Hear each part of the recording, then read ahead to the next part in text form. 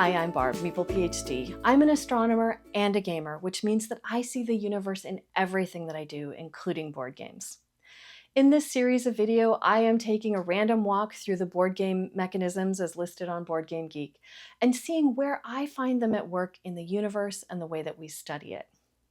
This time I'm talking about hidden victory points. This is a mechanism in games which, as it sounds like, players have victory points that are hidden from other players.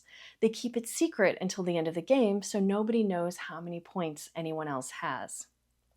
One game that has hidden victory points in it is Five Tribes.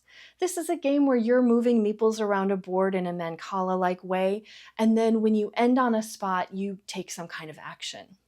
Many of those actions will get you goods, which if you get unique sets of goods, you'll get points in the form of coins. Or you can also get coins, you can get paid for things, and the coins all have the same back on them. And so you keep your coins hidden until the end of the game, and then they translate into points. Another game with hidden victory points is Imaginarium. In this game, players are tinkering in their workshops, putting together different machines, and they will earn points throughout the game by completing certain goals, but also some of their machines will generate points. And these points come in the form of tokens that they hide behind their shield so that no one else knows how many points they have. The game ends when someone has reached a certain threshold of points, which they declare at the end of the round. And then everyone completes the game and reveals how many points they have. Now in astronomy, hidden victory points makes me think of dark matter. So when we look at the motions of stars in a galaxy, or even galaxies in a galaxy cluster, but I'm going to stick to the stars in the galaxy because it's easier to focus on one or the other. When we look at those motions of the stars, they are orbiting in their galaxies faster than they should be able to based on how much mass we see in that galaxy.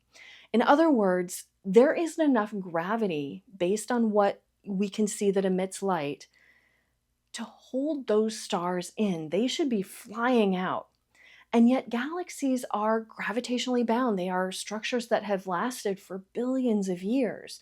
And so there must be enough gravity to hold those stars in, even though they're moving so fast.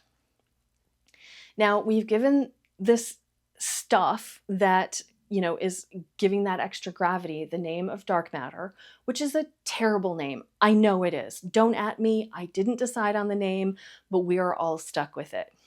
In this case, the dark means that it's something that doesn't emit light that we can see. And I don't just mean light with our eyes, but any light that we can detect with any of our telescopes or detectors that are out there.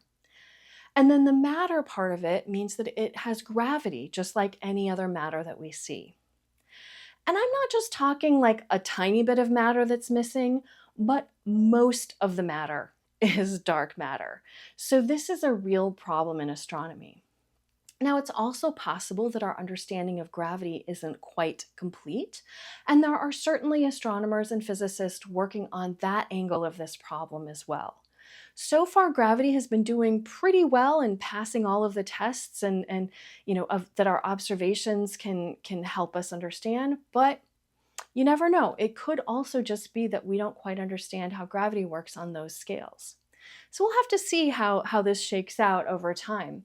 But in the meantime, if you are playing a game with hidden victory points, try not to be like dark matter, tipping your hand to your existence by a little bit of extra gravity.